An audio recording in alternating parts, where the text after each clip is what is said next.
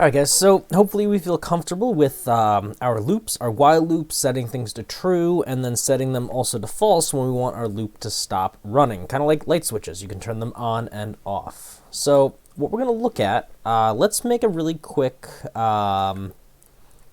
So ask equals true, while ask has the value of true. Let's say question equals input. Are we there yet? All right, we're going to do this again. If question equals yes, print finally. Okay. And then what we would do is ask equals false inside of there if they say yes for the question. So we can try running this just really quickly to see how it works. Are we there yet? No. Are we there yet? No. Are we there yet? No. Are we there yet? Yes. Finally, and it ended. We know how to do this. There is a different type of keyword that we can use instead of setting things to true or false, and that is the break command. What break allows us to do is basically say, like, stop right there. Nope, you can't do anything else. Stop. Don't do it. Not allowed. It basically kills the loop exactly where it stands. So we can just try running this again.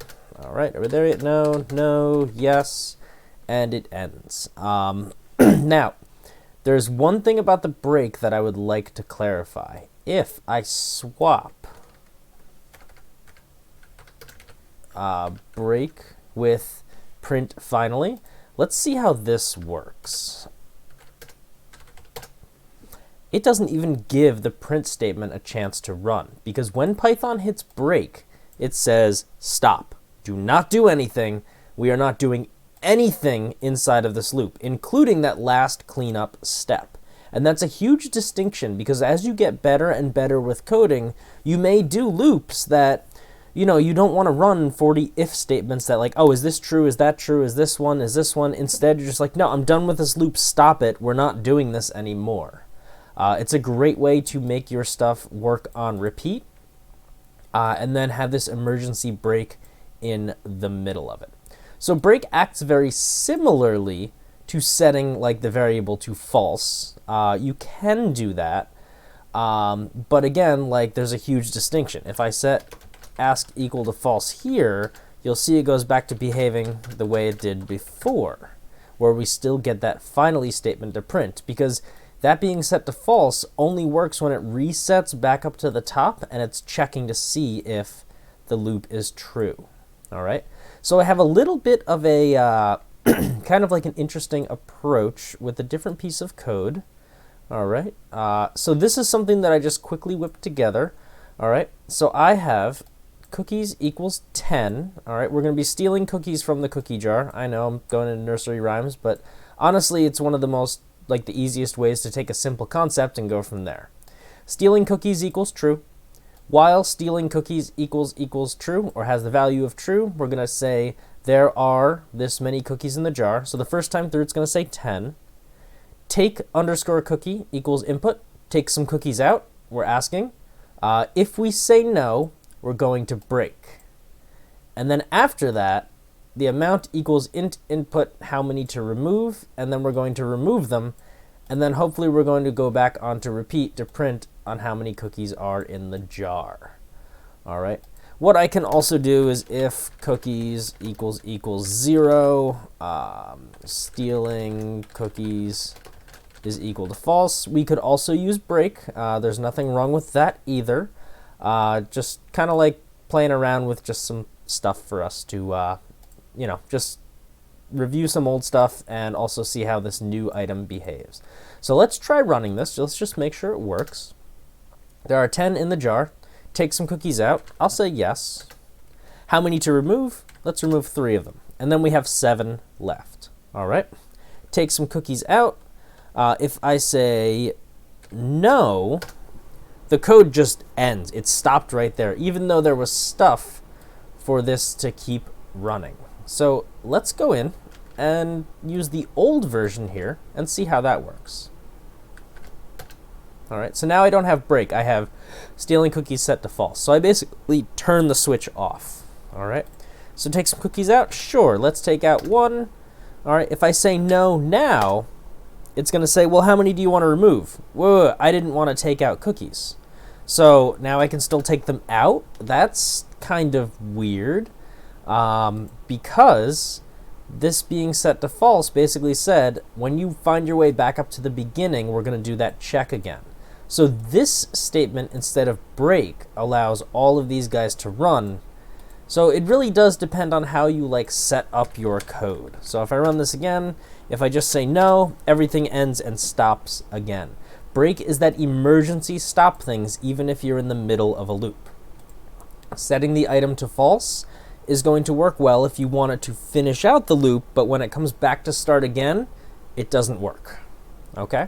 So just some things to keep in mind in terms of, getting this to run. Break is the first thing that we're learning today. All right.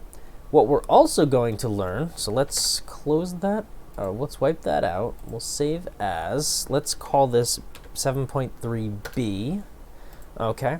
Now what we're going to learn is continue. And that is a very interesting approach to code. So what I'm going to do is, let's say loop equals true, not trues. I mean, it could be, but while loop equals true, we're going to print line 1,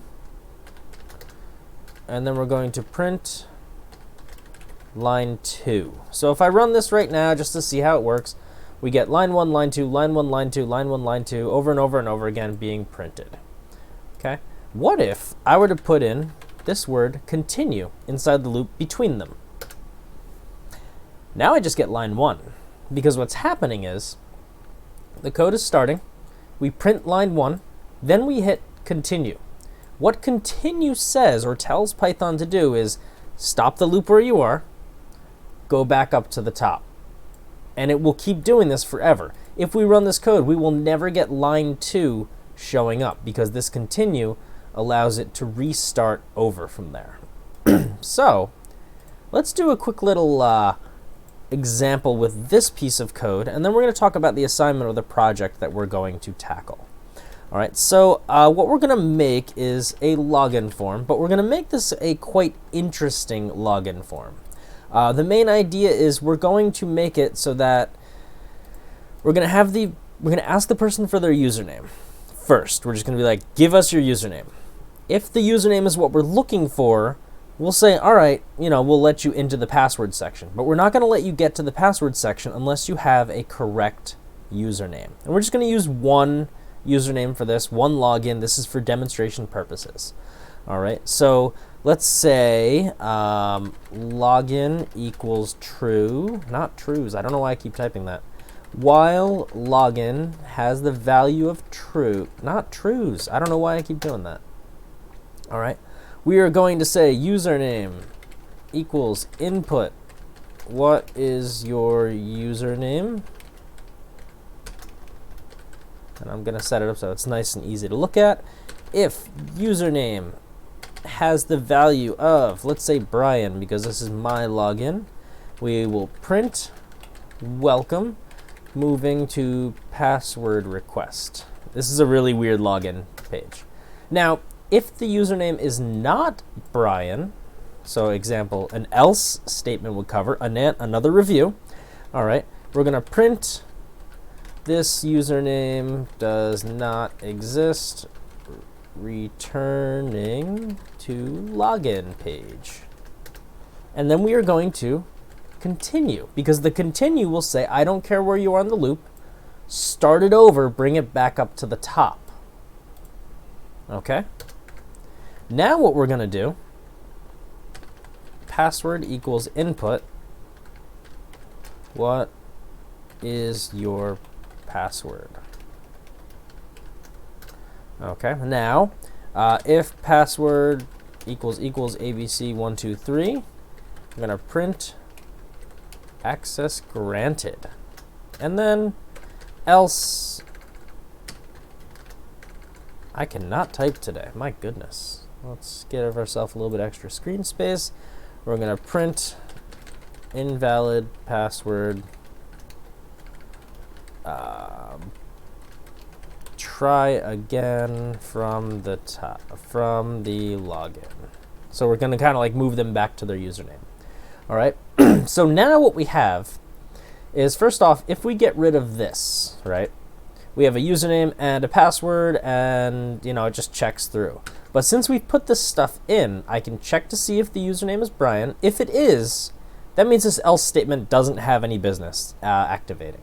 But if it's not Brian, the else statement says print username does not exist, returning to login page, and then the continue will not let us get to the password section of our code. All right, and I'm kind of setting this up in a very specific way for our project. You know, using a continue to prevent certain types of code from happening. So now let's try it. Let's see what we get. All right, what is your username? Let's say I try Bob. Does not exist, returning to the login page. And I wasn't prompted for the password, even though that's a regular old line of code within my loop that I expect to run. You must pass first on this little section right here. All right, so let's try it again. Brian. Cool, welcome. Moving to password request. All right, again, this is one of the weirder login pages that we've seen. And then I can type in ABC123. Access granted. It looks like it started me over again, because what I should have done was put a break into the loop. I could have also set login to false, but we're using continue and break, so we might as well use those. So let's just try it one more time to make sure my code works. Brian, ABC123. Do not use that as a password. Access granted, and my code closes out. All right. So that's pretty much what we want to happen with the continue and the break. All right. This is an example that uses both of them effectively. And yeah, there's a lot of other things that we could do in terms of getting things to happen. We could look at the number of login attempts. So we could do a lot of different stuff like that. But I'm going to leave that as a challenge to you. So if you could figure out somewhere into this code, number of login attempts, if greater than 3, lock system. You know, just display the message system locked versus like access granted. I know we're not like actually giving access to things or resources or like, you know, like features or things like that. But again, we're using this just for demonstration purposes to kind of play around with how we would set that up. All right, I may do a video on this that kind of looks at solving that solution. So what I'm going to do is I'm going to save this as exercise 7.3b, challenge left over, solve this on separate video. How's that for a file name? That sounds great, right? Yeah, and it's .py. So exercise 7.3b, challenge left over, solve this on separate video, .py. That's the name of the code that I'm using. Kind of ridiculous, but yeah. Anyway, I'll do a video where I kind of like solve this using this setup for a login page, and I'll go over my logic and solutions and stuff like that. And again, you may have a better way, but anyway, that's the basis on what we are like piecing together. All right. So what I want you to look at for our actual code. So let me just open up the actual 7.3b. All right, just because we're talking about the assignment, not about some bonus file, so we'll talk about that stuff later on. All right, so I'm gonna go down to the bottom, and we're gonna make some space for our assignment. All right, so what we want to do with this is first, part 1. We want to make an ATM machine where the user can withdraw over and over again. That's the first thing that you want to do. And what I'm going to even give you right now is the 4 lines of code that make a one-time ATM machine, and I want you to figure out how to put it on repeat. So bank equals 500. So we're going to set up like with a certain amount of money. Withdraw equals int input how much to take out. We'll put some spaces just to make it all fancy. All right. Then bank equals bank minus withdraw. So basically the value of the bank is going to be now equal to the old value of the bank with the withdraw amount subtracted. All right. And then I'm going to print bank. I should probably make this guy a string because first off it's an integer and we did math with it. Dollars remain. Okay, so this is the code that you're going to need to make your code work. All right, what you need to do is figure out how to put this into a loop so that the user can keep taking out money over and over again. Do not try to make this so, you know what, let me comment this out and show you it working. Format, comment out region. Let's try running this. How much to take out? $120, $380 remain. You want to put it so that the person can continue to taking out money, which I can't do right now, but you know how to do that. You know how to put this code on loop. I'm going to give you a hint. Maybe not everything needs to be inside of the loop. That's one thing. The other thing is, don't worry about taking out too much money just yet. So like if I take out $501, yeah, negative money, that's okay for now. Because what we want to do is part 2, shut down the machine when the bank is less than or equal to $0. I'm giving you the mathematical expression of it just so you have it in case you need it or want it. So something about the bank being less than or equal to 0, we can shut down the entire machine. All right, and then finally, for number 3, stop the user from taking out too much money. This is where things get challenging. For example, when I tried to take out $501, right, I only had 500. So you want to do some sort of statement that looks at the money that the person has versus the amount that they're trying to take out.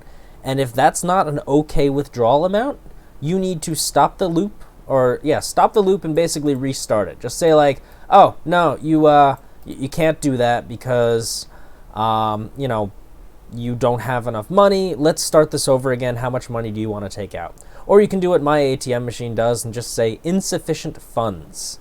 So insufficient funds, try again. It could say something like that if you wanted to get fancy with it. All right. So that is basically what I'm expecting from you. If you want to get even fancier with this, once you figure it out, number 4 bonus, what you can do is offer a loan for the overdraft at 10% interest. So basically say like, oh hey, you only have $400 in your account. You're asking for $550 from here. The difference is $150, and you can take that as a loan if you pay us back the $150 plus $15 interest, because that's 10% of it. Now you need to make the code so that can handle any amount of money being taken out from there. This is if you want to challenge yourself a little bit, just to see like what you can do in terms of number fluency, playing around with variable names, making sure everything works properly. And then finally, number 5, this is another bonus. This is what I do with my students. I often will walk up, try to take out, so withdraw negative $10,000 and press enter and see what happens. You should be subtracting a negative, which means you're adding the money, and now somebody just figured out how to put money into their account. So try to fix that if you can as well. So those are my challenges for the ATM machine. This is a great way for you to actually learn just how to do like sequencing steps, logical order, preventing certain types of code from executing, making other types of code execute, all these different things. So I will leave it at that. Best of luck. Do baby steps. Do not try to like start making step 3 work.